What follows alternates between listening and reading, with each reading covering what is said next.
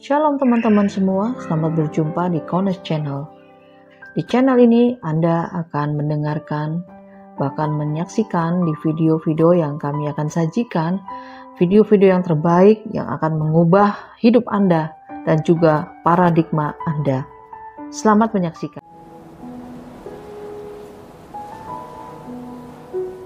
Ajaran kita hari ini, saya beri materi tema yaitu terungkap misteri dunia orang mati, ya, terungkap misteri dunia orang mati. Nah, seperti biasa, untuk memahami kebenaran firman ini, maka satu-satunya yang bisa membuka kuncinya adalah pola akar Ibrani yang benar. Ya, di luar pola akar Ibrani yang benar itu miskin. Hanya pola akar Ibrani yang benar itu kaya raya, ya, luar biasa, sangat kaya raya sekali dan dahsyat sekali, ya. Kita akan masuk di dalam pembahasan mengenai misteri dunia orang mati yang terungkap. Ya, dunia orang mati itu adalah dunia di mana merupakan alam yang tidak kelihatan secara fisik, ya. Dan itu merupakan misteri. Karena itu kita butuh yang namanya saksi yang dapat dipercaya. Bukan cuman melihat atau mendengar penglihatan mimpi-mimpi, ya, atau pemikiran-pemikiran yang dibangun sendiri, tidak. Tetapi dalam hal ini, karena ada di dalam dunia yang tidak kelihatan ini, maka kita membutuhkan saksi. Ya, kita membutuhkan saksi yang bisa menyaksikan dan dapat dipercaya. Ya, karena itu penting sekali dalam hal ini. Jadi kita akan melihat dua masa, yaitu sebelum masa kematian Yeshua dan sesudahnya. Ya, jadi untuk melihat dunia orang mati ini, saya bagi dua masa, sebelum dan sesudahnya. Ya, nah sekarang kita akan melihat yang sebelum kematian Yeshua Hamasyah tahun 30 Masehi. Apa yang terjadi sebelum ini, ya, yang dituliskan di dalam Tanakh, ya, yang tertulis dalam Tanakh. Karena sebelum masa Yeshua Hamasyah, kitab yang ada adalah Tanakh. Tanakh itu adalah Torah, Nevi'im dan Ketuvim, ya, Tanakh. Nah, di dalam Tanakh itu tidak ada seorang pun yang bisa menjelaskan mengenai dunia orang mati. Ya, karena itu kata yang dipakai adalah Sheol. Sheol itu bisa berarti dunia orang mati, atau alam maut, atau the grave, atau kuburan. Ya, itu kata yang banyak sekali dipakai untuk menjelaskan soal kuburan, kemudian alam maut, ya, dan kemudian dunia orang mati, ya, Sheol, ya. Nah, jadi tidak seorang pun yang tahu. Nah, pertanyaannya adalah mengapa Tanakh tidak menjelaskan secara detail mengenai Sheol ini, yaitu dunia orang mati ini, ya. Mengapa? Karena alasannya cuma satu, yaitu karena saksinya belum datang, saudara. Ya, saksinya belum datang. Nah, kita akan melihat siapakah saksinya, ya, siapakah yang dimaksud saksi itu. Kita akan lihat di sini, yaitu di dalam Yohanes 3 ayat 12 sampai 13. Ya, coba Henok bisa membantu untuk membaca ayat ini. Terima kasih, Henok. Jika aku mengatakan kepadamu hal-hal duniawi dan engkau tidak percaya, bagaimana engkau akan percaya jika aku mengatakan kepadamu hal-hal surgawi? Dan tidak seorang pun yang telah naik ke Syamaim, kecuali Dia yang telah turun dari Syamaim, yakni anak manusia yang ada di Syamaim. Ya, terima kasih. Saya akan sedikit memperjelas ayat ini, tetapi tidak mengubahnya. Memperjelas. Jadi kalau ayat ini berbunyi demikian, saudara. Jika aku, yaitu Yeshua Hamasyah, mengatakan kepadamu hal-hal duniawi, dan engkau tidak percaya, bagaimana engkau akan percaya jika aku mengatakan hal-hal yang surgawi? Hal-hal surgawi itu adalah alam roh, karena nggak kelihatan, saudara. Dan tidak seorang pun yang telah naik ke Syamayim, sorga, yang letaknya ada di dalam alam roh, kecuali dia, yaitu Yeshua HaMashiach, yang telah turun dari Syamayim. Ya, turun dari Syamayim ke bumi, jadi turun dari alam roh masuk ke bumi, yakni anak manusia Yeshua HaMashiach yang ada di Syamayim. Syamayim itu di dalam alam roh, saudara. Jadi, saksinya ya untuk mengetahui dunia orang mati, karena tadi sudah saya jelaskan, dunia orang mati ini ada di dalam alam roh. Jadi kita butuh saksi mata, eyewitness news. Satu-satunya yang bisa dipercaya adalah Yeshua HaMashiach, karena Yeshua HaMashiach itu sudah berada di Syamayim terlebih dahulu, dan dia melihat segala-galanya. Ya, ini penting sekali, saksi mata ini. Mengapa nanti saudara akan lihat? Ya, nanti saudara akan lihat. Tapi penting sekali saksi mata ini. Jadi saksi matanya adalah Yeshua HaMashiach. Nah, saat Tanak, Yeshua HaMashiach belum ada, saudara ya. Karena Yeshua HaMashiach adanya tahun 30 Masehi. Tanak sudah terbentuk, ya. Jadi saksinya baru muncul. Nah, kemudian di dalam Tanak, ya, orang kalau melihat dunia orang mati itu senantiasa biasanya mengambil ayat ini, saudara. Ya, yaitu Pengkhotbah pasal 12 ayat yang ke-7. Ya, Pengkhotbah 12 ayat yang ke-7. Coba Henok bisa bantu untuk membaca, terima kasih.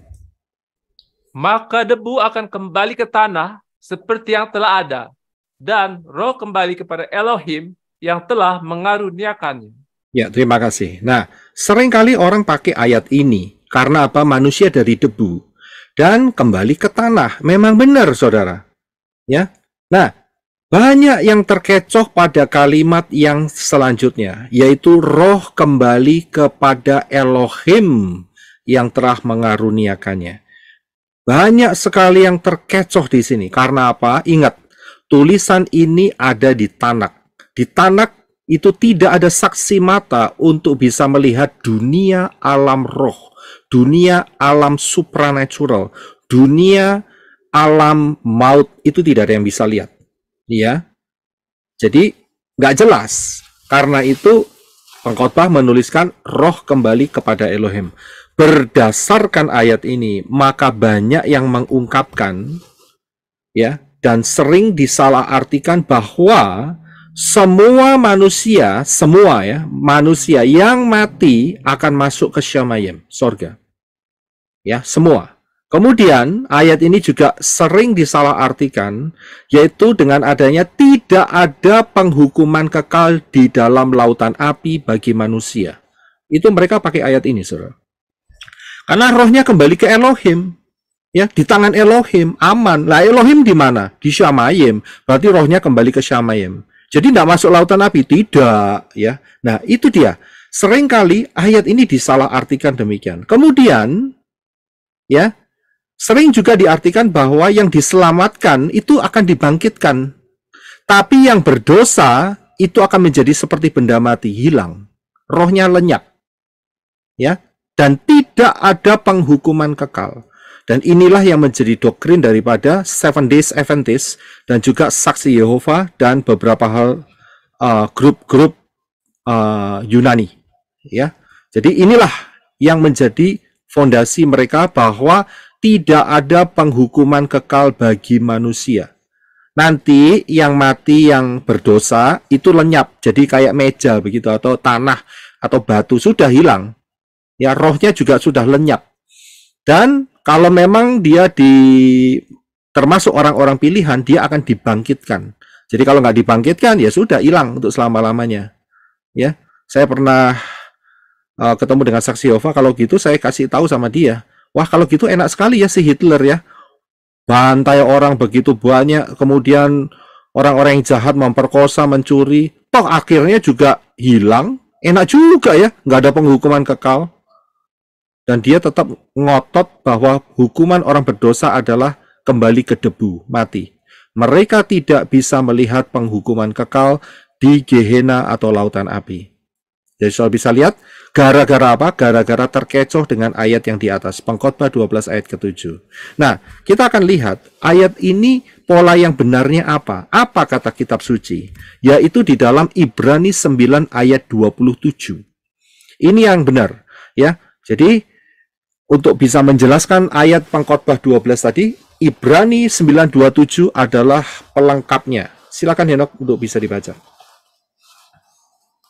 Dan sebagaimana ditetapkan atas manusia untuk mati satu kali saja, dan sesudah itu penghakiman.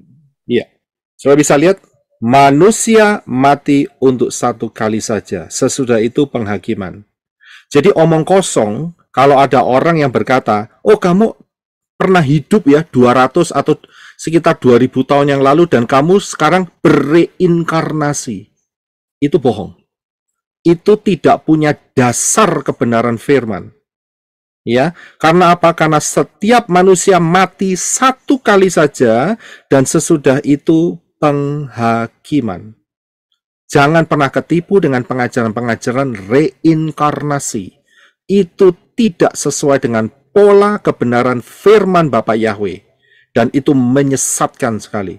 Karena apa? Karena memberikan pengharapan palsu. Oh, kalau gitu aku masih jahat nanti kalau aku sudah mati nanti dengan cara reinkarnasi mungkin aku kalau ya paling tidak nanti aku bisa jadi nggak tahu jadi sapi atau jadi lembu atau jadi anjing atau jadi kera ya kan. Nah, itu dia, itu reinkarnasi. Nanti sapinya jadi baik ya, nanti bisa jadi lama-lama jadi manusia lagi. Itu teori yang menyesatkan dari Satan. Jangan pernah percaya dengan reinkarnasi. Ya, karena ayat di dalam Ibrani 9:27 ini jelas sekali. Manusia hanya diberi kesempatan satu kali saja untuk hidup. Dan begitu dia mati, sesudah itu penghakiman. Nah, penghakiman ini akan diperjelas dengan kitab Daniel 12 ayat 2. Silakan Henok. Banyak di antara orang-orang itu yang tidur di dalam debu tanah akan bangun. Sebagian untuk mendapat hidup yang kekal. Sebagian untuk mendapat kehinaan dan kengerian kekal. Ya, terima kasih. Jadi saudara bisa melihat di sini, di dalam penghakiman itu ternyata ada pemisahan.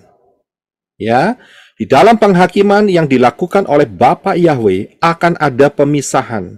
Yang satu akan dapat hidup kekal, yang satu akan mendapat kehinaan atau kengerian yang kekal. Dua-duanya kekal, tetapi dipisah oleh Bapa Yahweh. Saya bisa lihat melalui penghakiman ini. Ya, kita paham ya. Jadi apa yang dikatakan oleh saksi Yehova, Seventh-day Adventist mengenai dan lain-lainnya mengenai masalah yang Pengkhotbah 12 tadi itu salah besar. Jangan pernah dipercayai, jangan pernah diimani supaya kita tidak terkecoh. Ya, oke. Haleluya. Kita lanjutkan ya. Sekarang saya akan berikan fondasi yang lain, yaitu di dalam cave atau gua. Ya, di dalam cave atau gua. Saudara tahu bahwa orang-orang yang hidup sebelum kematian Yeshua, bahkan saat Yeshua pun, itu tubuhnya tidak ditanam di bawah tanah, tidak. Akan tetapi tubuhnya diletakkan di dalam gua. Kita akan lihat beberapa ayat, ya. Jadi saudara harus paham juga masalah ini. Seringkali kalau saudara buka di dalam tanah, kenapa ya? Kok ditaruh di dalam gua ya? Kok nggak ditanam saja di tanah ya? Nah, itu nanti kita akan mendapatkan jawabannya. Ya, kita akan lihat yang pertama yaitu dalam Kejadian 23 ayat yang ke-19. Silakan Henok. Dan sesudah itu, Abraham menguburkan Sarah, istrinya, di dalam gua di ladang Makpela itu, sebelum Mamre, yaitu Hebron di tanah Kanaan.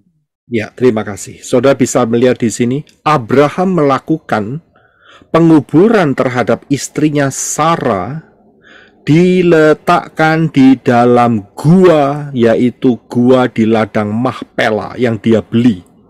Saudara bisa lihat, jadi tubuhnya tidak ditanam seperti yang dilakukan oleh orang-orang zaman sekarang, tetapi diletakkan di dalam gua dan kemudian di gua itu ada pintunya, kemudian pintunya ditutup. Ya, jadi saudara bisa paham. Yang kedua adalah Yohanes 11 ayat 39, 38 dan 39. Bisa minta tolong Henok, bisa dibaca. Maka dengan sedih Yesua datang ke kubur itu. Kubur itu berupa sebuah gua yang ditutup batu. Yeshua berkata, "Angkatlah batu itu." Marta, saudara perempuan dari yang mati itu berkata, "Tuhan, ia sudah berbau karena ini sudah hari keempat." Saudara bisa lihat di sini, di mana Lazarus diletakkan di kubur, dan kubur itu dijelaskan berupa sebuah gua yang ditutup batu, sehingga Yeshua berkata, angkat batu itu, singkirkan batu itu dari tempatnya, sehingga gua itu terbuka. Ya, saudara bisa lihat. Dan Marta berkata, waduh, baunya luar biasa karena udah 4 hari. Tubuh manusia 4 hari meleleh, saudara. Bau. Ya, kalau dia ditanam di tanah, ya omongannya bukan angkatlah batu, tapi galilah, begitu, ya kan? Jadi dari sini kita tahu bahwa mereka mempunyai custom, mereka mempunyai kebiasaan itu meletakkan tubuh-tubuh orang mati itu di dalam gua. Oke, kita akan lihat satu ayat lagi, yaitu di dalam Matius 27, 57 sampai 60. Silakan ya. Dan ketika menjelang malam, datanglah seorang kaya dari Arimatea bernama Yosef, yang ia sendiri pun telah menjadi murid Yeshua. Setelah menghadap kepada Pilatus, ia meminta jenazah Yeshua. Kemudian Pilatus memerintahkan agar jenazah itu diberikan. Dan setelah mengambil jenazah itu, Yosef membungkusnya dengan kain linen yang bersih. Dan dia membaringkannya di dalam kubur yang baru, yang telah dia gali pada bukit batu. Dan setelah menggulingkan sebuah batu besar ke pintu kubur itu, pergilah dia. Ya, terima kasih. Saudara bisa lihat saat kematian Yeshua, dan Yeshua dikafani oleh Yosef dari Arimatea, dan orang ini punya kuburan baru, punya bukit baru yang digali, dibuat kuburan dan berbentuk seperti gua. Bukan seperti gua, memang menjadi seperti gua ya. Dan kemudian tubuh Yeshua diletakkan di dalam dan kemudian pintunya ditutup. Ya, saudara bisa lihat di sini, diletakkan di dalam gua. Ya, kita harus paham soal ini karena ada kode-kodenya, saudara. Nah, mengapa di dalam gua? Karena mereka percaya akan kebangkitan secara fisik. Ya. Jadi inilah yang menjadi alasan mengapa tubuh-tubuh orang mati itu ditaruh di dalam cave atau gua. Ya, karena percaya akan kebangkitan secara fisik. Nah, jadi paham ya. Nah, ini nanti akan berkaitan satu sama lain, integrated satu sama lain. Yang berikutnya adalah mengenai ini, saudara. Sama-sama di perut bumi, tetapi dua tempat yang berbeda. Ya, sama-sama di perut bumi, tetapi dua tempat yang berbeda. Kita akan melihat saat Yeshua ada di muka bumi, ya, maka kita akan mendapat gambaran yang jelas karena ada satu kisah yang diceritakan oleh Yeshua. Karena Yeshua adalah saksinya. Karena dia melihat, karena dia dari Syamayim. Tadi kan di atas ditulis, ya, anak manusia itu berada di Syamayim, turun ke dunia. Jadi dia dari dunia alam roh masuk ke dalam dunia fisik, saudara. Jadi Yeshua melihat semuanya ini. Dan apa yang dia ceritakan buat kita? Ini dia, saudara. Apa yang disaksikan atau dilihat oleh Yeshua HaMashiach? Ini dia, yaitu di dalam Lukas pasal 16 ayat 19 dan 31. Ya, Lukas 16, 19, 31. Yaitu mengenai kisah Lazarus, orang kaya, dan Bapak Abraham.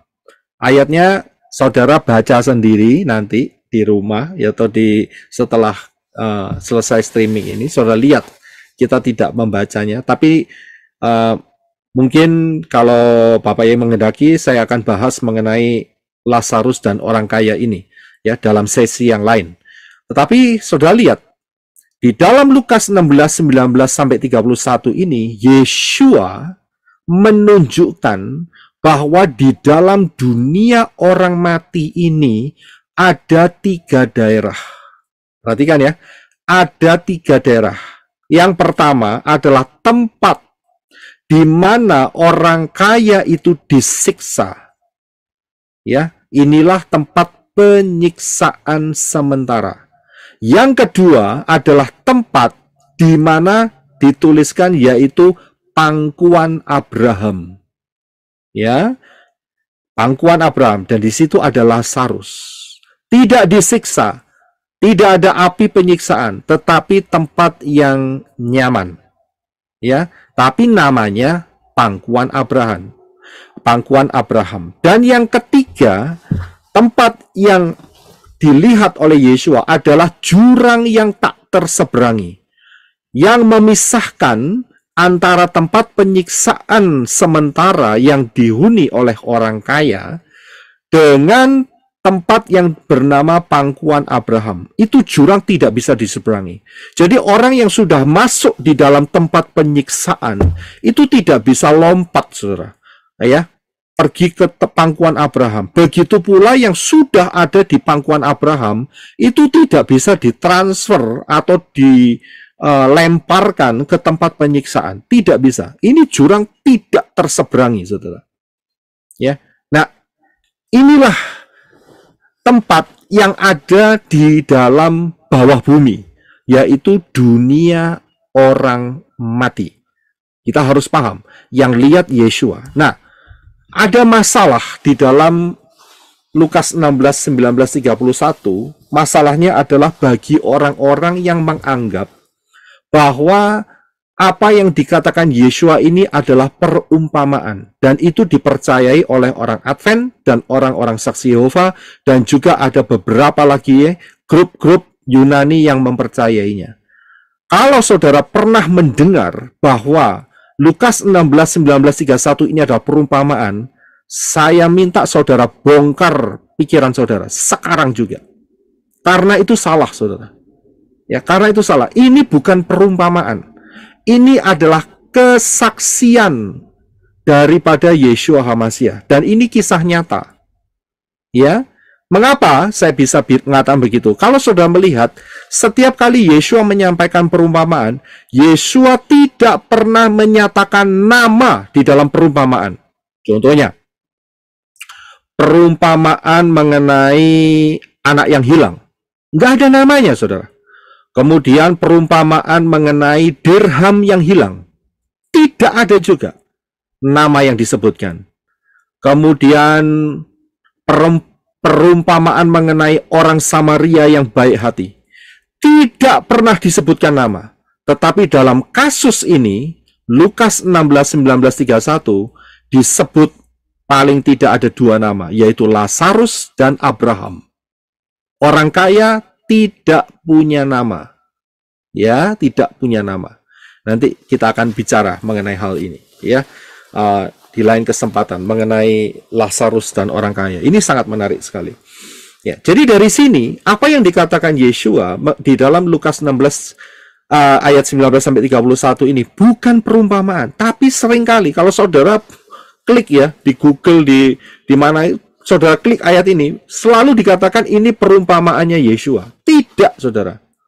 Ya, inilah yang menyebabkan orang terkecoh. Begitu kisah ini dibuat perumpamaan, maka makna aslinya langsung hilang, saudara. Langsung hilang.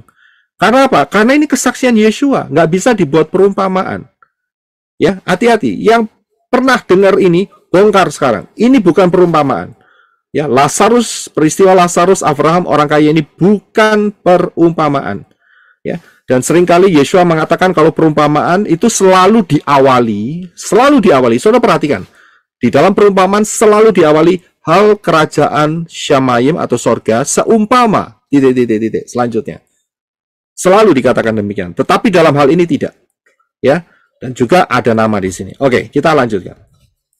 Nah, jadi dari apa yang disaksikan oleh Yeshua, saat seseorang mati, tubuhnya kemana?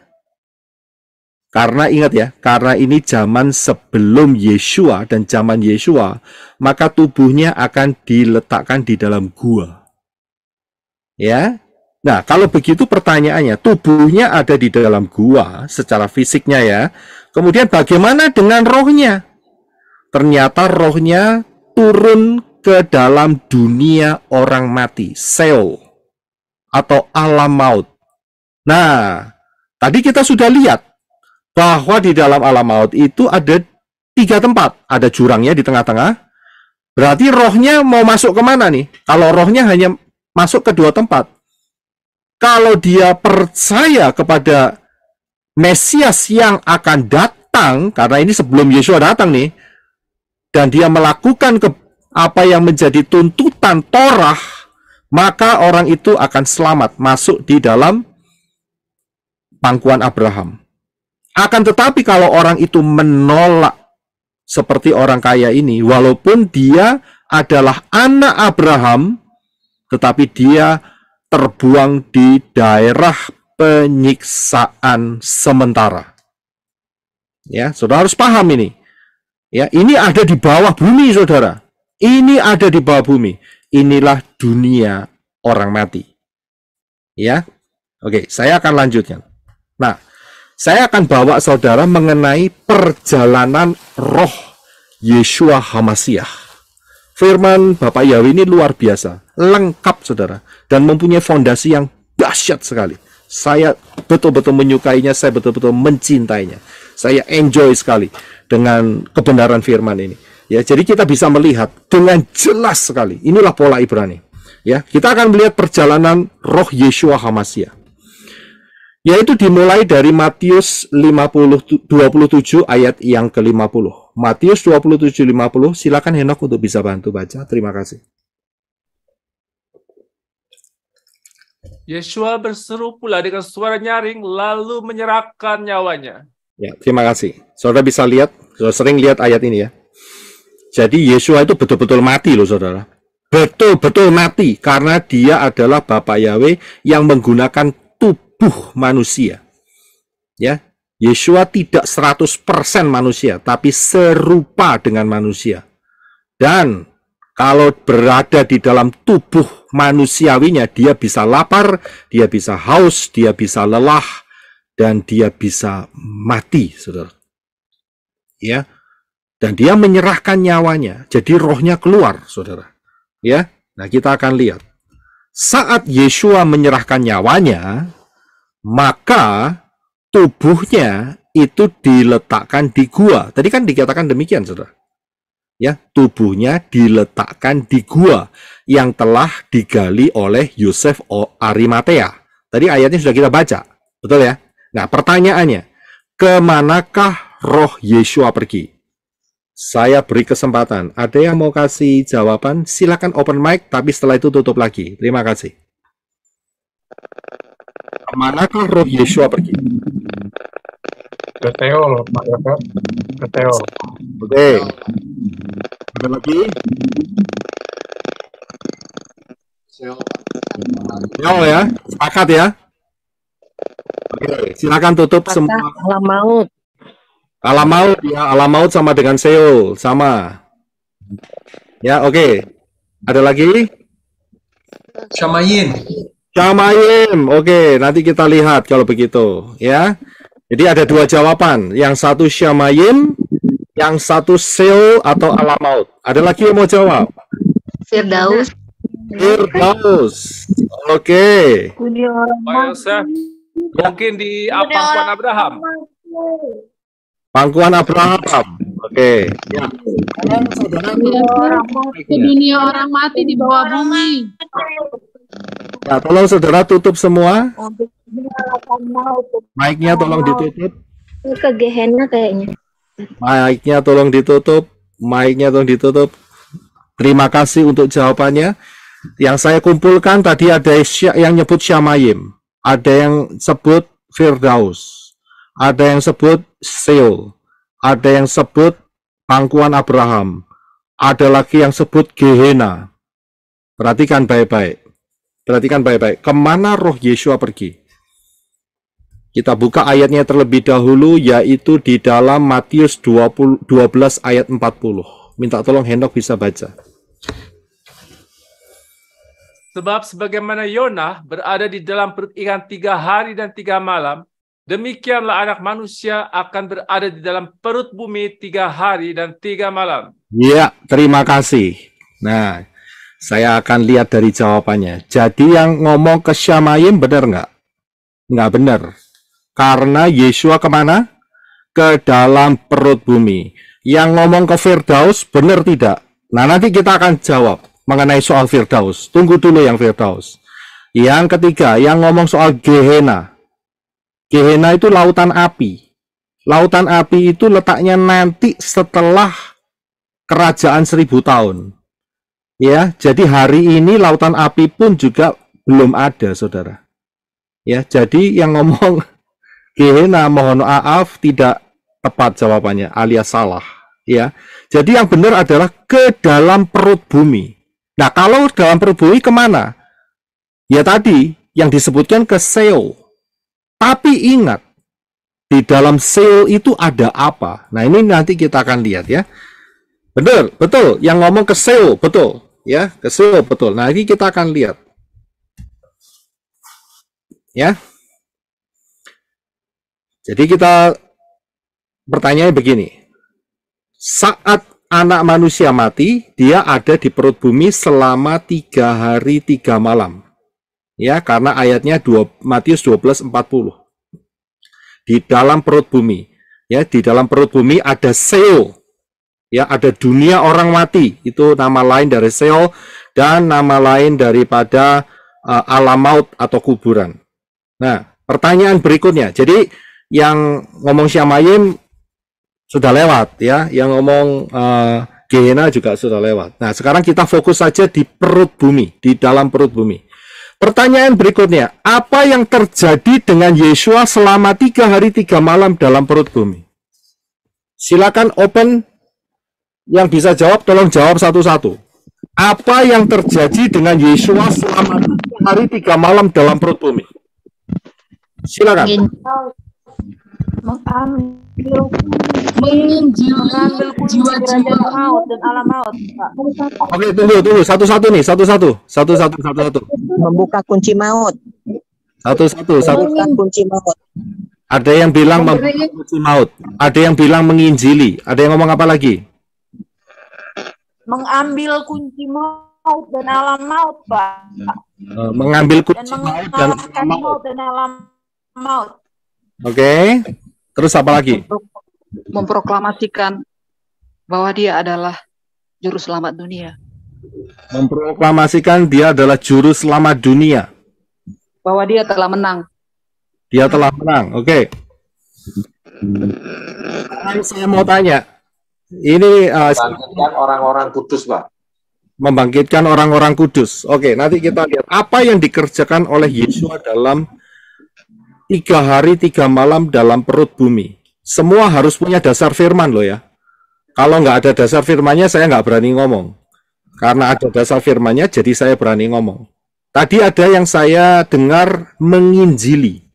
Mau nginjil kemana? Bagi yang menjawab soal menginjili, tolong buka mic-nya.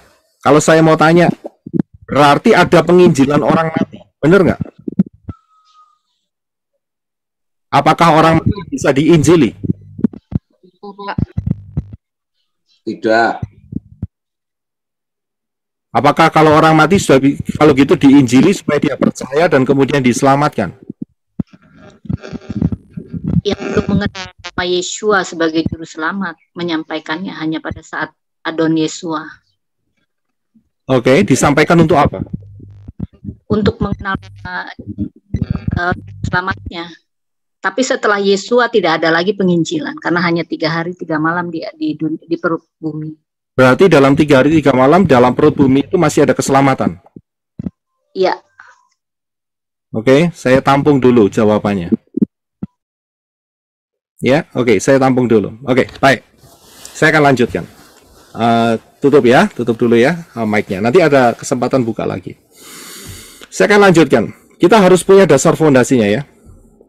Apa yang terjadi dengan Yesua selama 3 hari 3 malam dalam perut bumi? Ayatnya ada di 1 Kefa atau 1 Petrus 3 ayat 18 sampai 20. Terjemahan baru, garis bawah ya, terjemahan baru. Minta tolong Henok bisa baca. Terima kasih. Ia, Yeshua HaMashiach, yang telah dibunuh dalam keadaannya sebagai manusia, tetapi yang telah dibangkitkan menurut roh, dan di dalam roh itu juga ia pergi memberitakan Injil kepada roh-roh yang di dalam penjara. Ya, terima kasih. So, bisa lihat ayat ini? Kita pelan-pelan aja ya, nggak usah ngebut, supaya saudara betul-betul paham mengenai topik ini. Dikatakan oleh terjemahan baru, memberitakan Injil kepada roh-roh yang dalam penjara. Penjaranya di mana? Tadi penjaranya kita sudah lihat, yaitu dunia alam maut, dunia orang mati. Ya, itu penjaranya. Kemudian di sana ada dua tempat kan? Tempatnya orang yang disiksa, sama tempatnya pangkuan Abraham. Kemudian di ayat ini dikatakan Yeshua memberitakan Injil. Kita akan lihat terjemahan lain.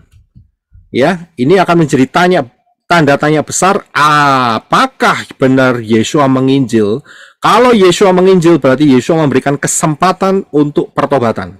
Kita akan lihat dari terjemahan lain, yaitu di dalam King James dan ILT 3. Tolong Henok bisa baca dua-duanya, terima kasih. Ya. By which also he went and preached unto the spirits in prison. Secara itu pula dia telah mengumumkan tatkala pergi kepada roh-roh yang ada di dalam penjara. Terima kasih. Di dalam teksnya tidak ada kata gospel. Sudah bisa lihat di sini? Jadi selama ini, kalau saudara punya konsep Yeshua turun ke dalam bumi untuk menginjil, gospel, untuk memberitakan keselamatan, itu salah. Karena tidak ada kata gospel. Nggak ada. Ini terjemahan baru ini kok bisa nambahin seenaknya sendiri ini dari mana? Sehingga saudara terkecoh. Benar nggak? Terkecoh pikiran saudara. Karena itu bagi saudara, supaya tidak terkecoh, yang sudah terkecoh sekarang bongkar pikiran saudara. Yang tertulis, lihat aja di LT3. Atau di King James. Hanya ditulis mengumumkan. Nggak menginjili. Nggak ada tulisan penginjilan. Kemudian hanya ditulis preach. Nggak pernah dia ngomong preach the gospel. Nggak ada gospelnya. Jadi saya bisa lihat di sini.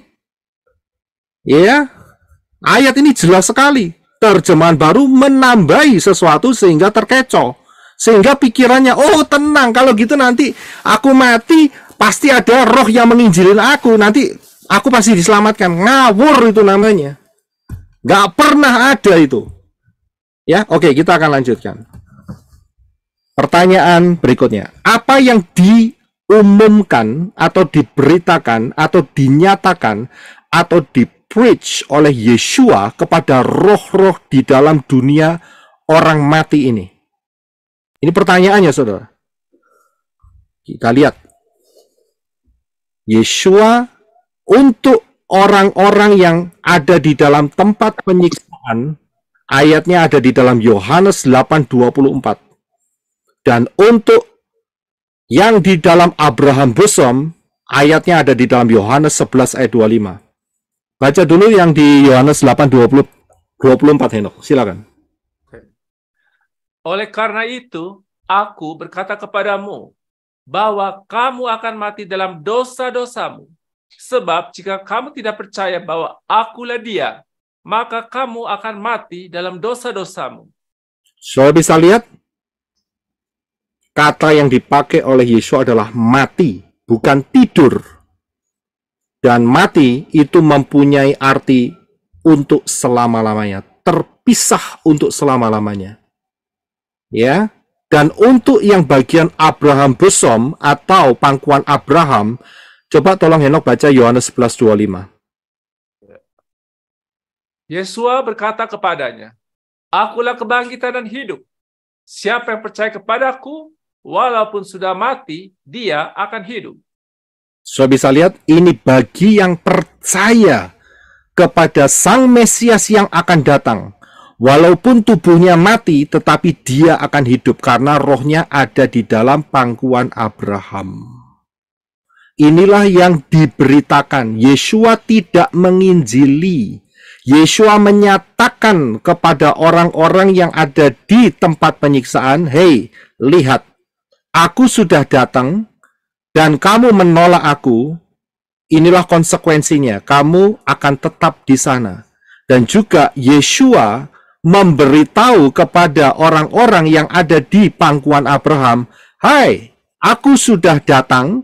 Lihat, kamu percaya kepadaku, yaitu Mesias yang akan datang, kamu akan tetap hidup." Itu yang diberitakan. Yeshua tidak pernah membuat celah atau gap atau jendela penginjilan untuk keselamatan buat orang-orang yang sudah mati. Tidak pernah. Jadi orang-orang yang sudah masuk di dalam alam penyiksaan di tempatnya orang kaya itu, dia akan tetap di sana, dia tidak bisa menyeberang. Kan tadi sudah dikatakan, tidak bisa menyeberang. Ada jurang yang tidak terseberangi. Begitu pula yang di Abraham, pangkuan Abraham, juga tidak bisa melompat ke tempat penyiksaan untuk nulungin. Nggak bisa, saudara. Jadi saudara bisa lihat di sini, Yeshua tidak pernah membuka pintu keselamatan bagi orang-orang yang sudah mati. Orang-orang yang sudah mati itu sudah terlambat. Karena itu, jangan pernah berdoa untuk orang-orang mati. Itu melawan firman Bapak Yahweh. Kalau sampai hari ini, saudara dengar ini, masih melakukan praktek mendoakan orang mati, mendoakan leluhur, cengbing, mendoakan orang tua yang sudah mati. Jangan pernah lagi dilakukan, karena disitulah saudara ditipu oleh Satan. Itu termasuk penyembahan terhadap Satan. Karena orang mati sudah set tempatnya. Yang sebelum Yesua ya. Jadi orang mati itu sudah nggak bisa diubah-ubah. Kalau sudah masuk penyiksaan ya sudah masuk. Kalau masuk daerah yang comfort atau daerah yang tempat di mana dia dipelihara Bapak, ya sudah akan masuk. Nggak akan benar bisa di-OT-OT. Jadi yang namanya purgatory, siapa ini dari kucing menjilat, pasti tahu yang namanya purgatory. Lemak ikan, kucing menjilat, pasti saudara kenal namanya purgatory. Oh, nanti saya akan doakan 10.000 tahun lagi, kalau didoakan terus, nanti akan dipindahkan. Saya bilang itu tipuan besar dari Satan. Jangan pernah percaya. Purgatory tidak pernah diajarkan oleh Yeshua HaMashiach. Tidak pernah. Jadi orang yang sudah masuk dalam alam kematian, di dalam penyiksaan, dia akan tetap tinggal untuk selama-lamanya di sana. Begitu pula sebaliknya. Saudara bisa lihat di sini. Ya, jadi jangan pernah mendoakan orang mati sama sekali. Saudara sudah terputus hubungan saudara dengan orang tua, sanak saudara, family, teman-teman, siapapun juga yang sudah mati. Kalau mau doain yang masih hidup. Kasih tahu ya bahwa keselamatan itu hanya melalui Yeshua HaMashiach, kalau dia adalah pintu keselamatan yang menuju kepada Bapa Yahweh. Waktunya akan tiba, orang akan mati. Kalau sudah mati, tidak bisa berubah. Saudara harus paham dalam hal ini. Jadi firman Bapa itu tetap tidak berubah. Ya, tidak ada celah 3 hari penginjilan, tidak ada. Oke, kita teruskan. Now, setelah Yeshua mengumumkan ini, bagaimana nasib orang yang berada dalam dunia orang mati? Kan tadi ada 2 tempat. Yang satu tempat penyiksaan sementara, tempatnya orang kaya. Yang satu adalah tempatnya Lazarus, pangkuan Abraham. Bagaimana nasibnya? Kita akan lihat. Ya, tempat penyiksaan sementara ini tetap ada sampai sekarang. Ya. Bahkan sampai akhir kerajaan 1000 tahun, dan merupakan tempat penyiksaan bagi yang tidak mau menerima darah perjanjian Yeshua HaMashiach. Inilah nasibnya. Inilah nasib di mana dunia orang mati ya, setelah Yeshua menyatakan itu. Setelah Yeshua mampir 3 hari 3 malam. Tempat ini sampai hari ini loh, bahkan sampai akhir kerajaan 1000 tahun, tempat ini tetap ada dan ada isinya. yaitu orang-orang yang menolak darah perjanjian Yeshua HaMashiach, yang menolak anugerah keselamatan yang diberikan oleh Bapa Yahweh melalui Yeshua HaMashiach, yang menolak kalau sudah dikasih pengertian tentang baptisan pembaharuan dan menolak dibaptis dalam nama yang baru. Dan tempat ini adalah tempat penyiksaan, ya, seperti yang dirasakan oleh orang kaya itu. Nah, kalau begitu bagaimana nasib yang berada di pangkuan Abraham? Ya, bagaimana nasibnya? Nasibnya adalah, coba baca di dalam Efesus 4 ayat 8. Ayat ini diambil dari Mazmur. Silakan Henok untuk baca Efesus 4 ayat 8. Itulah sebabnya kata Nas, tatkala ia naik ke tempat tinggi, ia membawa tawanan-tawanan. Ia memberikan pemberian-pemberian kepada manusia. Ya, terima kasih. Saudara bisa lihat di sini, Yeshua saat 3 hari 3 malam itu dia turun ke bawah bumi. Tadi kan ayatnya yang dikatakan di Matius tadi kan, seperti Noah, seperti Yonah, seperti Yonah ada di dalam perut ikan 3 hari 3 malam, begitu pula dengan anak manusia akan ada di perut bumi. Perut bumi itu kan tidak naik ke atas, saudara, kan turun ke bawah. Karena itu, setelah dia memberitakan kepada orang-orang yang ada di daerah penyiksaan bahwa kamu hukumannya tetap karena menolak Mesias yang akan datang, dia, Yeshua, juga mengumumkan ke tempat yang satunya, yaitu pangkuan Abraham, yang menyatakan bahwa walaupun sudah mati, kamu akan tetap hidup. Dan dia membawa ke tempat tinggi, berarti dia naik kembali dari perut bumi ke atas, yaitu ke bumi. Dia membawa tawanan-tawanan. Tawanan-tawanan ini, saudara jangan berpikir, oh ini adalah orang kaya yang disiksa. Tidak. Tawanan-tawanan ini adalah orang-orang yang ada di Abraham bosom atau pangkuan Abraham, yaitu Abraham, Lazarus, Daud, ya, dan kemudian Yosua ada di sana, ya, dan kemudian orang-orang yang percaya kepada Mesias, yaitu Yeshua yang akan datang, ada di sana, saudara. Itu dibawa ke tempat yang lebih tinggi. Saudara bisa lihat di sini, dia tidak lagi di Abraham bosom, dia tidak lagi di pangkuan Abraham, tetapi dibawa oleh Yeshua. Pertanyaannya, dibawa kemana? Ya, yaitu dibawa di, ini dia, Matius 27 ayat 50. Karena itu saat dibawa, ayat ini berkata, dan kuburan-kuburan terbuka, banyak orang kudus yang telah meninggal bangkit. Matius 27 ayat 52. Saya bisa lihat, jadi saat 3 hari 3 malam itu saat kritikal. Yeshua membawa tawanan-tawanan yang berada di pangkuan Abraham, bukan di tempat penyiksaan. Kemudian lihat ini, dan banyak orang kudus yang telah meninggal bangkit. Tetapi ada satu syarat. Syaratnya apa? Saudara lihat ini. Mereka tidak dapat keluar dari gua atau kubur itu atau cave sampai kebangkitan Yeshua HaMashiach. Ayatnya ada Pak. Yaitu di dalam Matius 27 ayat 50 sampai 53. Silakan Henok. Ya. Dan sesudah kebangkitan Yeshua, mereka pun keluar dari kubur, lalu masuk ke kota kudus, yaitu Yerusalem, dan menampakkan diri kepada banyak orang. Saudara bisa lihat di sini, Matius dipakai oleh Bapak Yahweh menulis peristiwa ini. Dan sesudah kebangkitan Yeshua, ingat ya, Yeshua bangkitnya Sabat.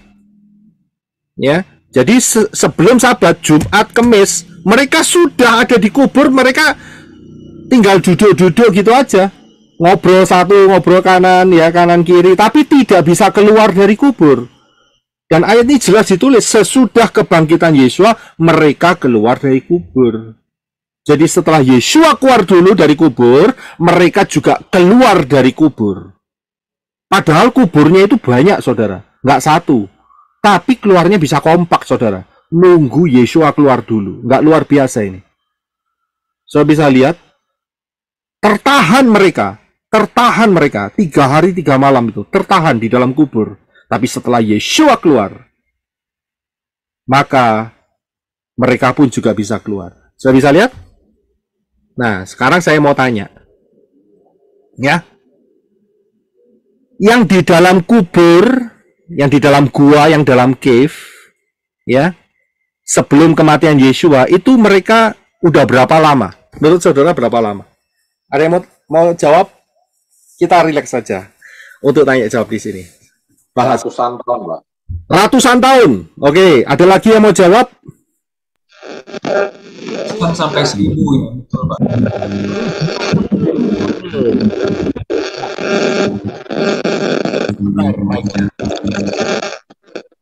Tolong dimatiin sebentar. Tadi dijawab ada yang ratusan tahun, ada yang ribuan tahun. Sekarang, pertanyaan kedua.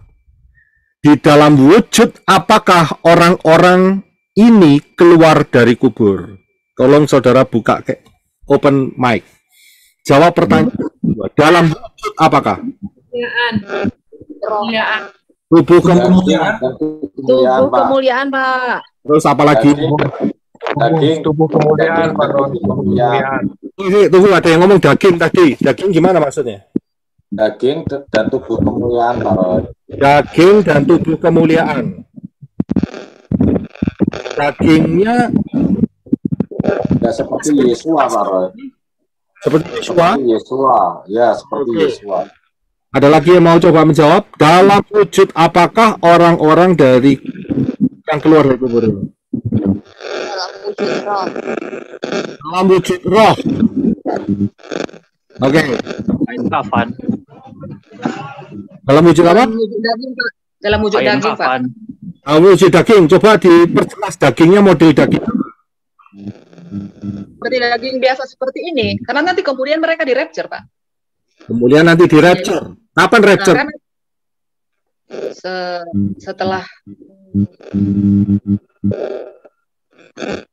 Kapan rapture? Yesua, setelah Yesua, ada ya, Pak. Puasa. Pak Roy. Setelah Yesua ada Yang benar dapat payung ya, Pak Roy. setelah Yesua naik ke Sahaim, Pak.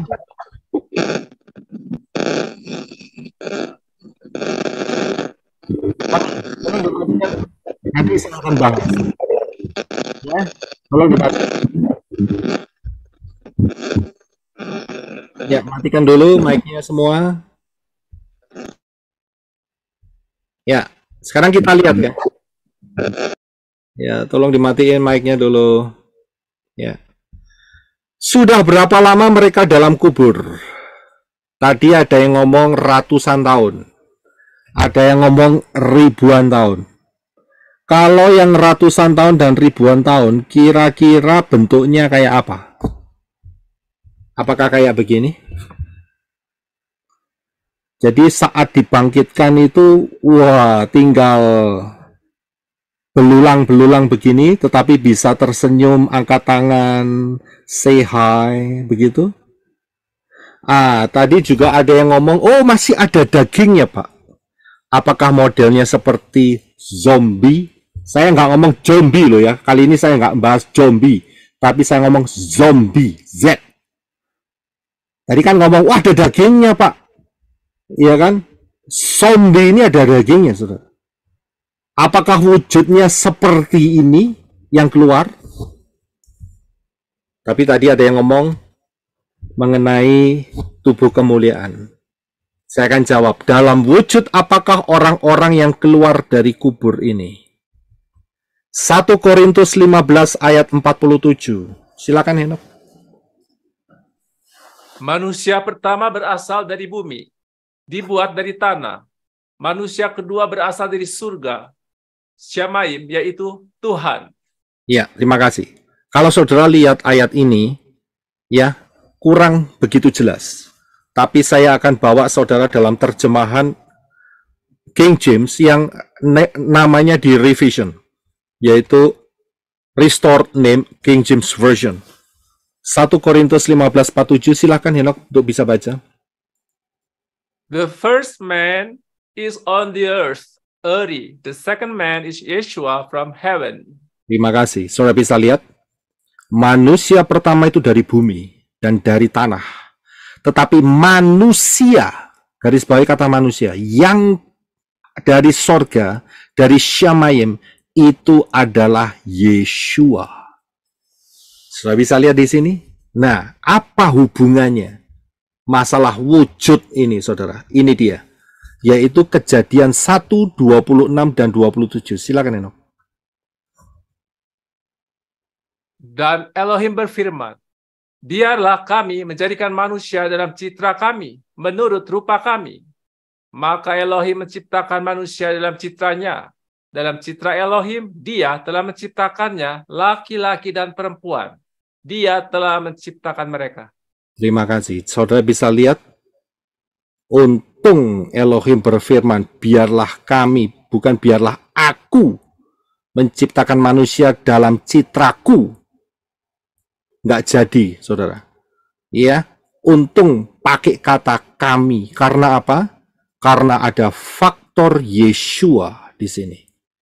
Bapa Yahweh untuk manusia, dia menjadi serupa dengan manusia, yaitu Yeshua HaMashiach. Karena itu ada satu ayat yang penting yang harus kita pahami. 1 Korintus 15 ayat 49. Silakan Enoch. Dan sama seperti kita telah mengenakan rupa yang alami, kita juga akan mengenakan rupa yang surgawi. Haleluya. Terima kasih. Saudara bisa lihat, saudara dan saya sekarang kita mengenakan rupa alamiah, tubuh fisik. Tetapi tidak lama lagi saat rapture, kita akan mengenakan rupa yang dari Syamayim. Siapa yang dari Syamayim? Tadi ayatnya di atas sudah jelas. Yang dari Syamayim adalah manusia yang kedua, yaitu Yeshua. Yeshua sekarang pakai tubuh kemuliaan. Jadi kita akan dikenakan tubuh kemuliaan. Nah, tubuh inilah yang dipakai oleh orang-orang yang keluar dari Abraham bosom atau pangkuan Abraham. Mereka tidak lagi seperti tengkorak-tengkorak berjalan, saudara, atau zombie-zombie, pakai Z ya, zombie-zombie, ya, paham di sini? Mereka tidak seperti, tapi mereka mengenakan rupa yang seperti Yeshua HaMashiach pakai saat kebangkitannya, yaitu tubuh kemuliaan, luar biasa. Roma 6 ayat 4-5, silakan Enoch. Karena itulah kita telah dikuburkan bersama dia melalui baptisan ke dalam kematian, supaya sama seperti HaMashiach telah dibangkitkan dari kematian oleh kemuliaan Bapa, demikian pula kita berjalan dalam hidup yang baru. Sebab jika kita telah menjadi serupa dengan kematiannya, demikian pula kita akan menjadi serupa dengan kebangkitannya. Haleluya. Ya, terima kasih. Saudara bisa lihat, kalau kita dikuburkan bersama-sama dengan dia melalui baptisan ke dalam kematian. Jadi saudara dan saya terima baptisan itu merupakan satu simbol kita sama-sama mati dengan Yeshua. Dan kemudian kita juga akan dibangkitkan, ya, dari kematian itu. Sekarang kalau orang menolak baptisan, terutama baptisan pembaharuan, karena di dalam baptisan pembaharuan ada nama yang benar, yaitu nama Yahweh dan Yeshua, yang dilekatkan di dalam hidup kita. Kalau menolak baptisan pembaharuan, maka orang itu tidak akan menerima kebangkitan. Saudara paham di sini? Siapa yang belum baptisan pembaharuan, segera. Waktunya sudah sangat dekat. Saudara kepingin di rapture, baptisan pembaharuan. Jangan merasa nyaman, punya prinsip baptisan hanya sekali. Jangan sombong. Saudara bisa lihat di sini, betapa pentingnya masuk di dalam baptisan dengan nama yang benar. Karena itu adalah kepemilikan hidup kita, roh, jiwa, dan tubuh kita dimiliki oleh Bapa Yahweh di dalam Adon Yeshua HaMashiach untuk selama-lamanya. Ya, Sebab jika kita telah menjadi serupa dengan kematiannya, demikian pula kita akan menjadi serupa dengan kebangkitannya. Saudara dan saya akan terima tubuh kemuliaan yang super dahsyat, saudara. Ini luar biasa, saudara. Untung jadi manusia yang percaya kepada Bapa Yahweh Bashem Adonai Yeshua HaMashiach. Ya, daripada jadi malaikat. Ya, kita bersyukur, dan kalau kita boleh terima Bapa Yahweh dalam Adonai Yeshua HaMashiach, ingat, itu bukan karya kita. Itu karena Bapa Yahweh telah memanggil kita sebelumnya. Dan itu anugerah namanya. Karena itu kita harus nurut apa yang menjadi isi hati daripada Bapa Yahweh. Sudah bisa lihat? Pertanyaan berikutnya. Setelah menampakkan diri kepada banyak orang, tadi kan dilihat ya di ayatnya ya, Matius 27:53. Sesudah kebangkitan Yesua, mereka keluar dari kubur masuk kota kudus. Mana kota kudus? Bukan di Jawa Tengah, tetapi di Yerusalem. Itu adalah kota kudus, Yerusalem ya. Dan menampakkan diri kepada banyak orang. Ingat ya, mereka menampakkan diri dengan tubuh kemuliaan, bukan cuma tengkorak atau zombie, bukan. Ya, jadi tubuh kemuliaan, kita paham. Nah, sekarang pertanyaan berikutnya. Setelah menampakkan diri kepada banyak orang, kemanakah orang-orang yang telah keluar dari kubur ini pergi? Kemana perginya? Silakan open mic. Beri saya jawaban. Kemana mereka pergi? Firdaus, Pak Roy. Satu Firdaus. Ada lagi? Maksudnya pergi gimana, Pak? Apakah mereka selalu, terus kemudian mereka bangun rumah di Yerusalem begitu? Dengan tubuh kemuliaan? Ke Firdaus, Pak. Nah, Firdaus. Oke, terus habis gitu. Ada lagi?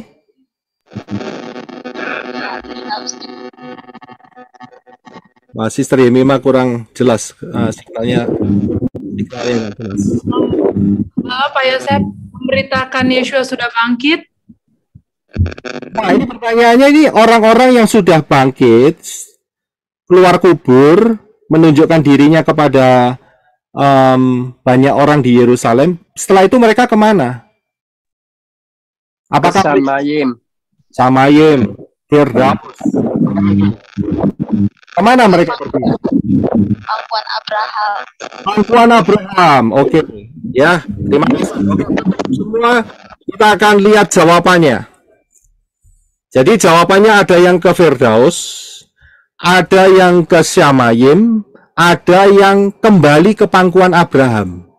Oke, ya. Betul kan? Tadi kan dari pangkuan Abraham dibawa ke atas kan? Nah, ini ada yang jawab dibalikin lagi ke situ. Oke, kita akan lihat jawabannya. Ya. Nah, ini dia. Apakah mereka kembali masuk kubur, kembali ke pangkuan Abraham? Nah, ini dia. Jadi mereka setelah menunjukkan, aku bangkit. Kemudian mereka bye-bye, oke, bye-bye, saya akan balik lagi ke kubur, begitu. Ya. Terus kemudian mati lagi gitu, terus kemudian jadi belulang lagi dengan tubuh kemuliaan. Apakah begitu? Nah, ini firman ini luar biasa. Efesus 4 ayat 8. Ayat yang sudah kita baca di atas. Dikatakan apa? Itulah sebabnya kata Nas, tatkala ia naik ke tempat tinggi, ia membawa tawanan-tawanan, ia memberikan pemberian-pemberian upah kepada manusia. Perhatikan kata pemberian-pemberian upah, rewards kepada manusia. Ini bukan manusia yang masih hidup dalam arti secara fisik. Tapi ini merefer kepada orang-orang yang sudah keluar dari Abraham bosom atau pangkuan Abraham dan kemudian diberi upah atau rewards. Di manakah pemberian upah atau rewards? Pertanyaan gitu. Apakah kembali ke Abraham bosom? Coba kita lihat ya, Yang jelas mereka tidak kembali ke pangkuan Abraham. Ya. Lalu kemana mereka pergi? Jawabannya ada di sini. Lukas 23 ayat 43. Silakan Enoch. Dan Yesua berkata kepadanya, sesungguhnya aku berkata kepadamu hari ini, engkau akan bersama dengan aku di dalam Firdaus. Ya, terima kasih. Lihat ya, hati-hati dengan koma ya. ILT 3 komanya salah, saudara. Ngerti ya? Salah baca koma berarti salah makna. Jadi saya beri koma yang benar setelah hari ini. Dan Yesua berkata kepadanya, sesungguhnya aku berkata kepadamu hari ini. Koma, jadi Yesua ngomong hari ini. Engkau akan bersama-sama dengan aku di dalam Firdaus. Yesua menyatakan Firdaus di dalam hal ini. Inilah pertama kali muncul Firdaus. Kita lihat. Sebelum itu saya mau bawa saudara dengan satu peristiwa masalah Firdaus ini. Bahwa di dalam Kisah Rasul 14 ayat 19, ya, Paulus itu pernah dilempari batu, ya, dan dia mati saat itu. Tapi mati suri. Ya, ayatnya coba tolong dibaca, silakan Enok. Kemudian datanglah ke situ orang-orang Yahudi dari Antioquia dan Ikonium, dan karena meyakinkan kerumunan orang itu, maka setelah merajam Paulus, mereka menyeretnya keluar kota karena menganggap dia telah meninggal. Ya, terima kasih. Saudara bisa lihat, Paulus dilihat telah meninggal. Ya, saudara, walaupun orang zaman 2000 tahun lalu ngerti loh, saudara, orang mati atau tidak mati itu ngerti, saudara. Begitu Paulus dilihat, oh dia sudah meninggal, diseret keluar dari kota. Saya bisa lihat dia dirajam saat itu.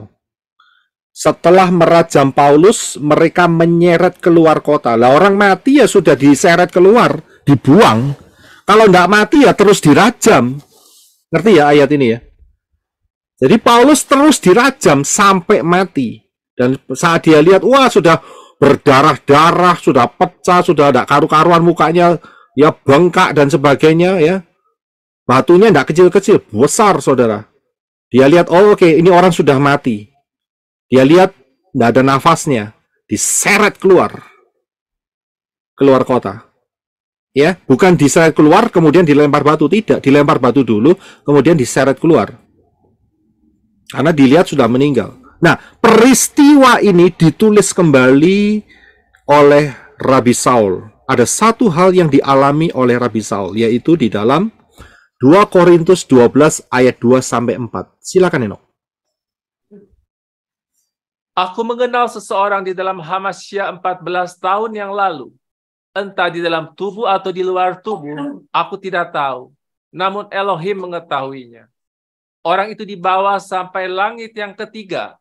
Dan aku juga tahu orang itu, entah di dalam tubuh atau di luar tubuh, aku tidak tahu. Elohim mengetahuinya.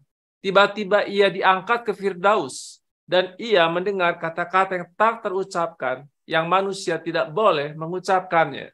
Terima kasih. Soalnya bisa lihat, melalui peristiwa dia dilempari batu dan mati, Rabi Saul diangkat ke Shamayim yang ketiga, langit yang ketiga. Yaitu kemana? Ke Firdaus. Dan dia mendengar kata-kata yang tak terucapkan. Ya, saudara bisa lihat di sini. Jadi Firdaus ada di mana? Nah, itu dia. Ya, karena Rabi Saul diangkat ke langit yang ketiga. Langit yang pertama ini adalah langit yang saudara bisa lihat, yaitu Cakrawala. Di mana ada awan, di mana ada burung-burung berterbangan. Langit yang kedua adalah tempat di mana matahari dan bulan berputar-putar dan bintang. Dan langit yang ketiga adalah tahta Elohim. Ya, dari sini kita lihat Firdaus ada di mana. Apakah ada di perut bumi atau di Shamayim? Cuman ada dua. Kalau di perut bumi itu namanya pangkuan Abraham. Tapi kalau di Shamayim, di langit, apalagi langit tingkat 3, disitulah Firdaus berada. Jadi Firdaus itu tidak sama dengan pangkuan Abraham. Camkan hal ini. Karena jelas sekali dengan penjelasan yang saya berikan hari ini. Firdaus tidak sama dengan pangkuan Abraham. Saya bisa lihat. Satu ayat lagi mengenai Firdaus. Karena kata Firdaus ini hanya 3 kali muncul dalam Brit Hadasa. Ini yang ketiga. Silakan Henok untuk membacanya. Wahyu 2 ayat 7. Siapa yang mempunyai telinga, Biarlah dia mendengarkan apa yang Roh katakan kepada gereja-gereja.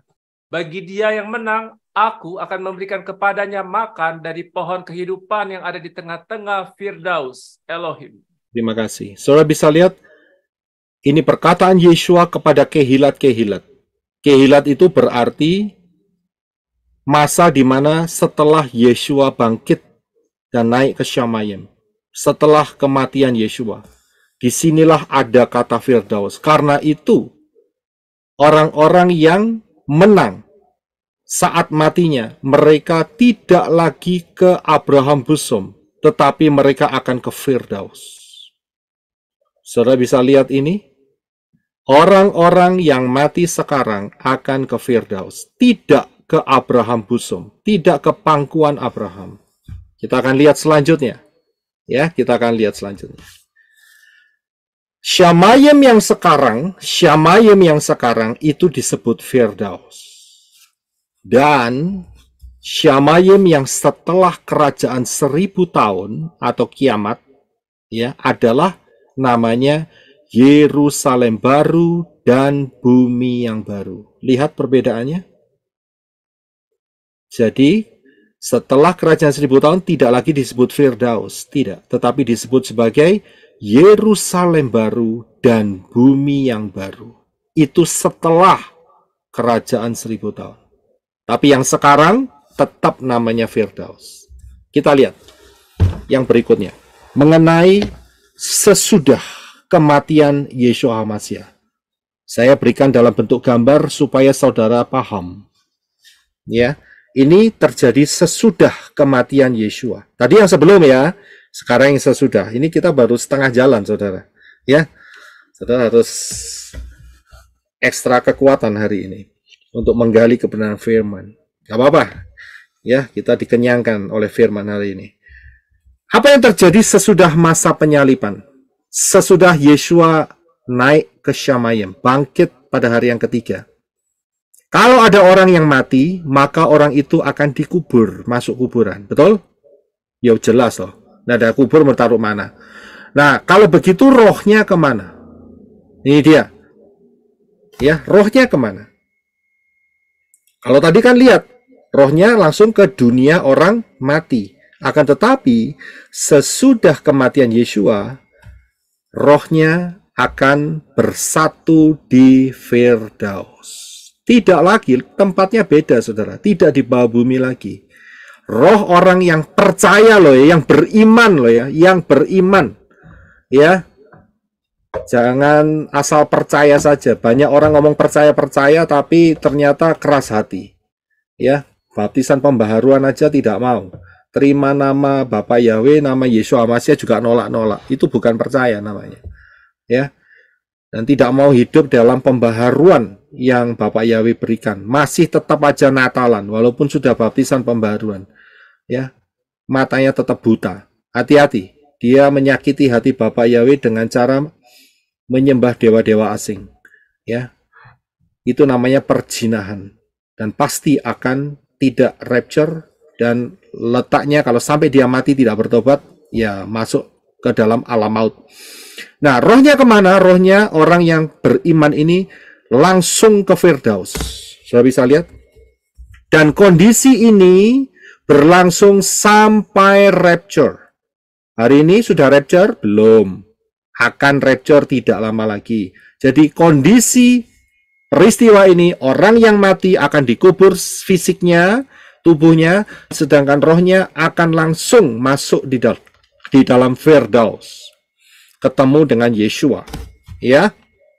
Nah, ayatnya di mana? Ayatnya salah satunya ada di dalam 2 Korintus 5 ayat 8. Tadi saya sudah jelaskan mengenai apa yang dialami oleh Rabi Saul. Dia pergi ke Syamayim, langit level yang ketiga, tingkat yang ketiga ya. Langsung kan? Jadi kan dia nggak ke Abraham Busum lagi, ketemu sama Abraham. Ya kan? Betul kan? Kemudian ayat yang selanjutnya yang menjadi pelengkap adalah 2 Korintus 5 ayat 8. Silakan Henok baca Indonesia dan Inggrisnya. Terima kasih. Maka kami berkeyakinan penuh dan berpikir lebih baik keluar dari tubuh ini dan berdiam atau berada bersama Tuhan. We are confident I say and willing rather to be absent from the body and to be present with Yahweh. Terima kasih. Saudara bisa lihat, untuk kita sebagai mempelai-mempelai Yeshua Mashiach, pilihannya cuma dua. Selama kita di tubuh ini, ya kita hidup. Tetapi setelah kita keluar dari tubuh ini, kita akan bersama-sama dengan Yahweh. Kita ada di hadapan Bapa Yahweh. Kita tinggal bersama Yahweh. Saudara bisa lihat? Jadi nggak lagi ke Abraham bosom, tidak lagi ke dunia orang mati, saudara. Enggak. Ya, salah konsep. Kalau ada orang yang berkata kalau orang beriman sekarang dikumpulkan jadi satu dengan Abraham di perut bumi. Salah konsep. Ayatnya jelas kok. Kalau begitu, hal ini terjadi sampai rapture. Dan inilah prinsip daripada rapture. Yang telah mati dibangkitkan dalam tubuh kemuliaan. Jadi nanti saat rapture datang, ya, sisa-sisa tubuh yang ada sekarang, entah itu bentuknya apapun, sisa-sisa tubuh orang percaya akan dibangkitkan dalam tubuh kemuliaan dan di rapture masuk Syamayim, masuk Firdaus. Sedangkan orang-orang yang masih hidup dalam tubuh jasmania pada saat rapture loh ya, nggak lama lagi, akan diubah. Tiba-tiba dia berkaca, wah aku jadi lebih muda lagi. Luar biasa. Dengan tubuh kemuliaan. Saudara bisa lihat, ya, tubuh jasmaniahnya, tubuh alamiahnya sekarang diubah menjadi tubuh kemuliaan. Saat rapture loh ya. Saat rapture. Ya. Inilah yang tertulis dan menjadi planning, rencana daripada Bapa Yahweh di dalam Adonai Yeshua Mashiach. Nah, sekarang saya mau tanya sama saudara. Itu saya ketutupan. Which one the real you? Which one the real you? Kalau lihat gambar ini, yang real saudara itu yang mana? Saudara mau jawab? Yang berbaring tidur atau yang melayang? Which one? Yang melayang. Yang melayang ya? Ya, ini ada yang jawab. Yang melayang. Berarti yang meniduri bantal itu, yang diselimuti, itu berarti bukan the real you. Memang itu bagian dari hidupmu, tetapi tidak the real you. Karena sudah the real you-nya itu adalah yang melayang. Betul. Ya. Jadi inilah saat orang mati, saya ulangi kembali. Which one the real you? Saat orang mati, ya tubuhnya kembali ke tanah. Ya. Dan orang yang telah mati, spiritnya, rohnya akan kembali ke Firdaus. Karena itu, pertanyaannya, perlu nggak yang namanya tubuhnya ditaruh di cave atau di gua? Perlu nggak? Tidak. Nggak perlu. Ya terserah, kalau mau taruh ya silakan, kalau enggak ya nggak apa-apa. Saudara ngerti prinsipnya kan? Karena the real you itu bukan tubuh saudara ini. Karena sudah ditinggalkan selongsongannya ini gitu loh. Jadi nggak perlu seperti yang mereka lakukan. Memang sebelum kematian Yeshua mereka melakukan itu. Karena apa? Karena ada peristiwa kebangkitan yang Yeshua janjikan. Tetapi untuk yang sekarang setelah Yeshua tidak perlu. Karena akan ada apa? Akan ada rapture. Sudah bisa lihat? Nggak perlu ditaruh gua lagi. Nggak perlu. Jadi not essential. Kalau begitu saya bisa ngomong seperti ini. Bagaimana dengan kremasi? Banyak masih bingung soal ini. Sebetulnya jawabannya gampang. Jawab aja pertanyaan di atas. Which one the real you? Mana yang real kamu itu yang mana? Tubuhmu itu atau spiritmu? Yang kembali kepada Yeshua. Jadi bagaimana dengan kremasi? Jawabannya juga sama. Not essential. Not essential. Mau tubuh ini mau diapain aja, not essential. Bapak Yahweh bisa membangkitkan dengan sisa-sisa yang dalam bentuk apapun di dalam tubuh kita. Saya bisa paham dalam hal ini. Ya. Jadi the real you yang paling penting adalah spirit saudara yang sekarang. Itu yang connect dengan Bapak Yahweh di dalam Adonai Yeshua HaMashiach.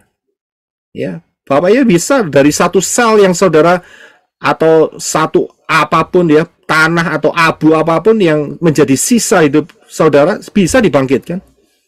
Nggak ada masalah saat rapture. Jadi not essential untuk kremasi. Ya. Kemudian, bagaimana setelah rapture? Kan tadi saya bilang ini terjadinya sampai rapture.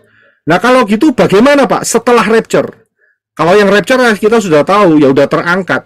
Bagaimana setelah rapture? Jawaban setelah rapture adalah meterai yang kelima. Ya, ini adalah jawaban setelah rapture. Kita harus lihat kebenaran ini. Dan ini tertulis, saudara. Ya, tolong Menok bisa bacakan Wahyu 6 ayat 9. Dan ketika dia membuka meterai yang kelima, aku melihat di bawah mezbah jiwa-jiwa mereka yang telah dibunuh berkenaan dengan firman Elohim dan berkenaan dengan kesaksian yang mereka miliki. Ya, jadi setelah rapture ada orang-orang yang ketinggalan dan mereka menyesal, tetapi mereka percaya, bertobat. Ya, saudara bisa lihat di dalam materi pilih mana jubah putih atau lenan halus, dan juga Wahyu 12 itu saya bahas mengenai hal ini. Saudara pelajari di sana. Saudara bisa lihat mereka dibunuh karena kesaksian firman Elohim. Dibunuh loh, berarti mati loh. Ya kan? Nah, mereka kemana nih? Kemana nih?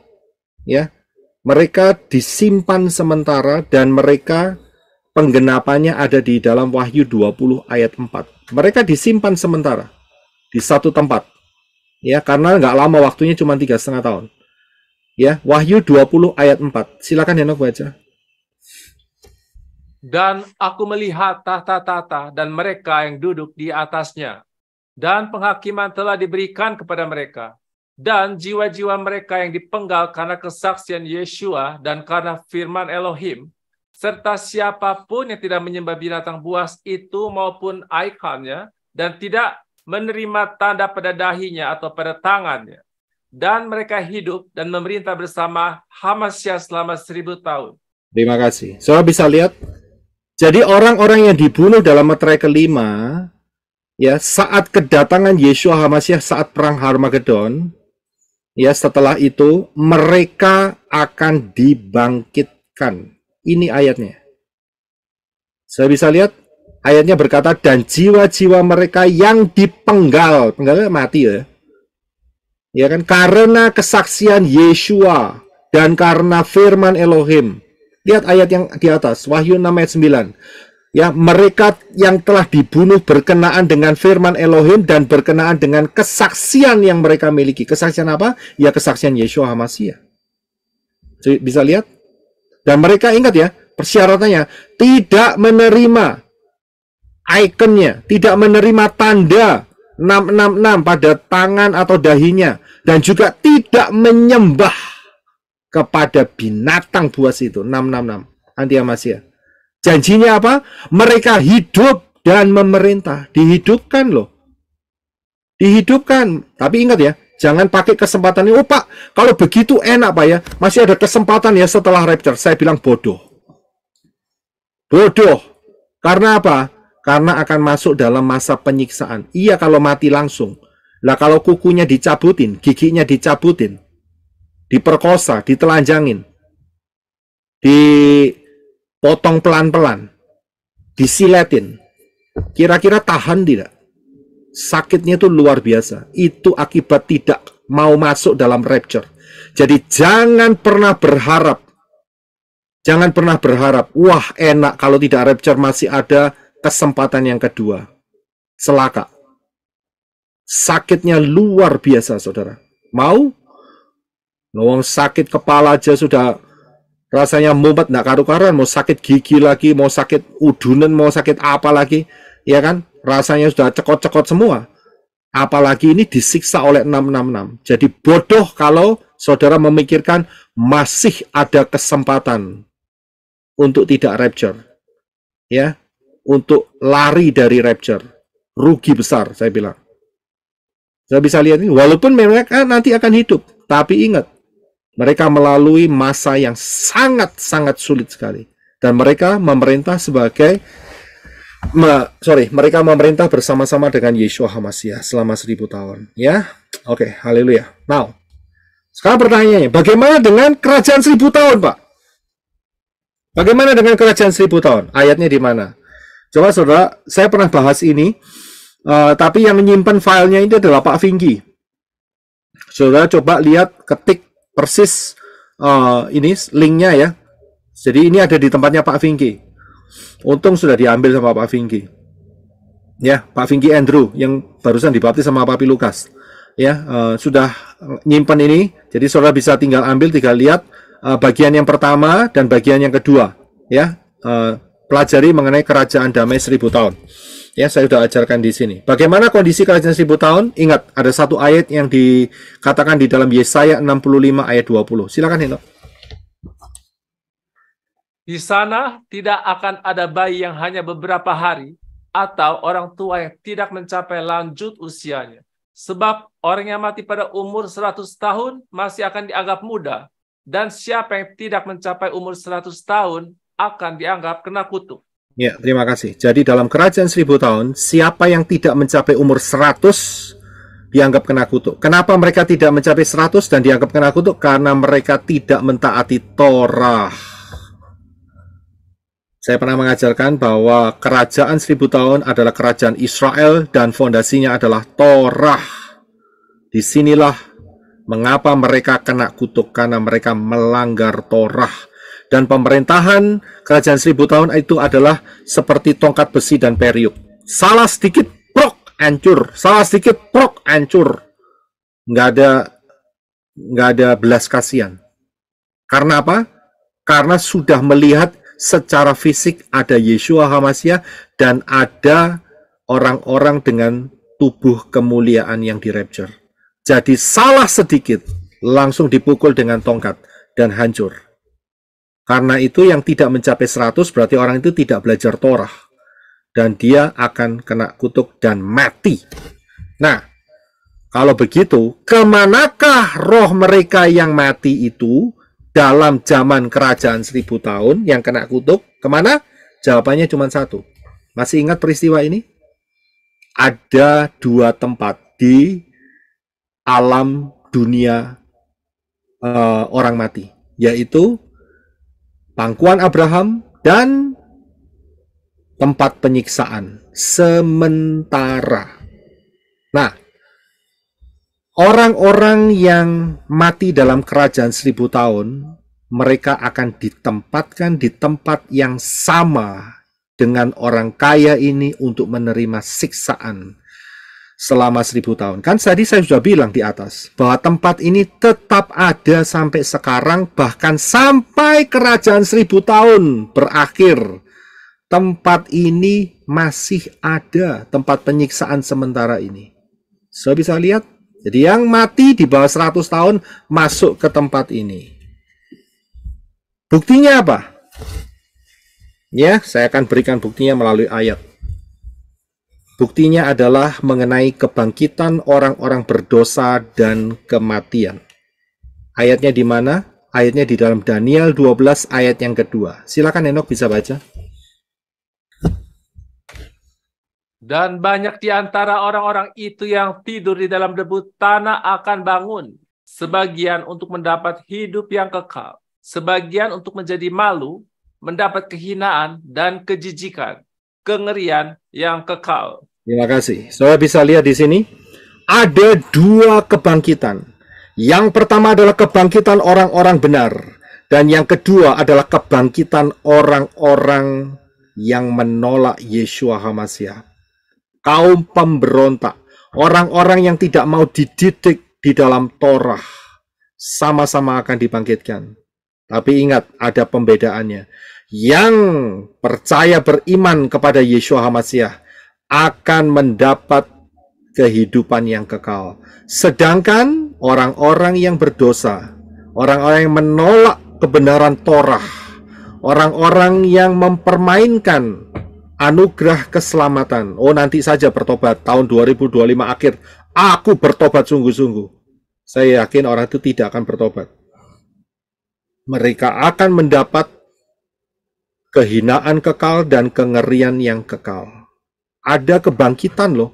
Jadi tubuh ini tuh nggak dibangkitkan cuma untuk tubuh kemuliaan. Ada tubuh yang dibangunkan dari debu tanah untuk kengerian yang kekal. Yaitu buat mereka yang menolak anugerah Bapa Yahweh melalui Yeshua HaMashiach. Dan apa yang terjadi? Mereka akan dihadapkan di dalam tahta putih yang besar. Wahyu 20 ayat 11 dan 12. Silakan Henok. Dan aku melihat tahta putih yang besar, dan Dia yang duduk di atasnya, yang dari hadapannya bumi dan langit telah menghilang dan tidak didapatkan tempat bagi mereka. Dan aku melihat mereka yang mati, kecil dan besar, yang berdiri di hadapan Elohim. Dan dibukalah gulungan kitab, juga dibuka gulungan kitab yang lain, yang adalah kitab kehidupan. Dan mereka yang mati dihakimi dari apa yang tertulis dalam gulungan kitab itu, sesuai dengan perbuatan-perbuatan mereka. Terima kasih. Saudara bisa lihat, saat bumi dan langit ini hilang. Kapan? Setelah kerajaan 1000 tahun. Tahun 3030. Ya, bumi ini akan hilang lenyap. Termasuk yang namanya langit, bahkan Firdaus pun dirombak sama Bapak Yahweh menjadi Yerusalem baru dan bumi yang baru. Bumi dan langit ini hilang, lenyap. Di dalam kitab Kefa, Petrus dikatakan bahwa bumi ini akan dihancurkan dengan api. Di dalam kata Bereshit itu dikatakan, saudara lihat mengenai nubuat Bereshit yang super dahsyat, saudara pelajari di sana, bahwa bumi ini akan dihancurkan dengan api. Ya, bagaimana dengan orang-orang yang mati? Mereka akan dihakimi di pengadilan tahta putih yang besar. Wahyu 20 ayat yang ke-13. Apa yang terjadi? Silakan Henok. Dan laut menyerahkan mereka yang mati dari dalamnya. Dan maut serta alam maut atau dunia orang mati menyerahkan mereka yang mati dari dalamnya. Dan mereka masing-masing dihakimi sesuai dengan perbuatan-perbuatan mereka. Terima kasih. Saudara bisa lihat, jadi orang kaya itu yang mati sebelum Yeshua yang ada di dalam dunia orang mati bagian penyiksaan, termasuk yang hari ini orang-orang menolak Yeshua HaMashiach masuk bersama-sama di tempat di mana orang kaya itu berada, termasuk nanti orang-orang yang ada di dalam kerajaan 1000 tahun yang mati di bawah usia 100 tahun, yang kena kutuk, dikumpulkan bersama-sama dengan orang kaya itu untuk disiksa. Mereka semua akan diperhadapkan ya kepada pengadilan tahta putih. Ya, mereka langsung dihadapkan itu. Karena bumi nggak ada lagi. Langit tidak ada lagi. Firdaus tidak ada lagi. Ya. Kalau Firdausnya diganti, tapi bumi udah nggak ada lagi. Mereka masuk di satu tempat, yaitu pengadilan tahta putih. Dan apa yang terjadi? Wahyu 20 ayat 14 dan 15. Silakan Henok. Dan maut serta alam maut, yaitu dunia orang mati, dilemparkan ke dalam lautan api. Ini adalah kematian kedua. Dan jika seseorang tidak didapati tertulis di dalam kitab kehidupan itu, ia dilemparkan ke dalam lautan api. Terima kasih. Saudara bisa lihat, dunia orang mati, bagian penyiksaan yang sementara akan dilempar ke dalam lautan api yang kekal. Kita sudah belajar tentang lautan api sedikit mengenai lautan api, yaitu di dalam kemah suci, yaitu arah timur, dijauhkan dari hadirat Bapa Yahweh. Masih ingat dalam pengajaran kemah suci? Sudah bisa lihat kalau sudah masuk lautan api, sudah lenyap di dalam ingatan orang-orang yang masuk Syamayim. Tetapi orang-orang ini akan tersiksa selama-lamanya tanpa ada jalan keluar. Inilah akhir daripada dunia orang mati. Sheol, alam maut, tempat penyiksaan. Orang yang tidak ada namanya tertulis dalam kitab kehidupan akan dilempar dalam lautan api. Jadi saudara, secara singkat saya berikan bagannya, saudara bisa lihat di sini. Sejak kejatuhan Adam dan Hawa yang sebelah kiri, Dunia orang mati itu masih tersembunyi. Tetapi Yeshua menyatakannya ada dua tempat, yaitu pangkuan Abraham dan tempat penyiksaan. Bagian tempat pangkuan Abraham saat kematian Yeshua dan kebangkitannya ada kebangkitan. Semua dikosongin daerah situ.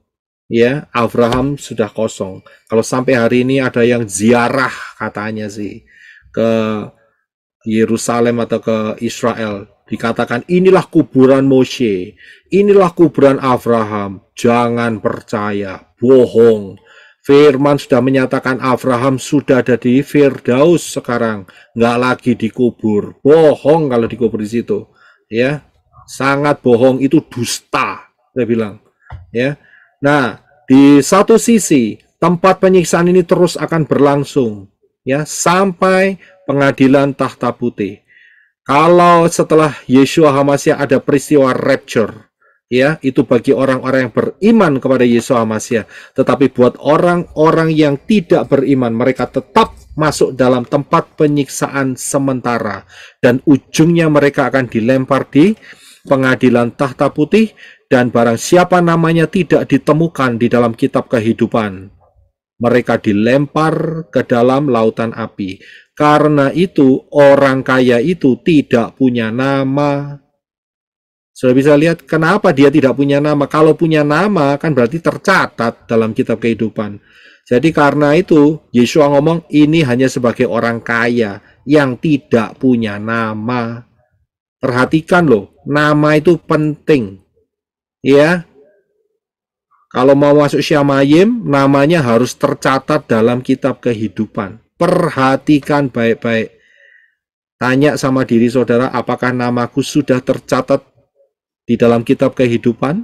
Kalau belum, segera. Gimana caranya? Meterai kepemilikan, itulah caranya, yaitu baptisan pembaharuan di dalam nama Bapa Yahweh, di dalam nama Yeshua HaMashiach, dan di dalam Ruach Yahweh Elohim. Yang benar baptisnya, supaya dimiliki oleh Bapa Yahweh.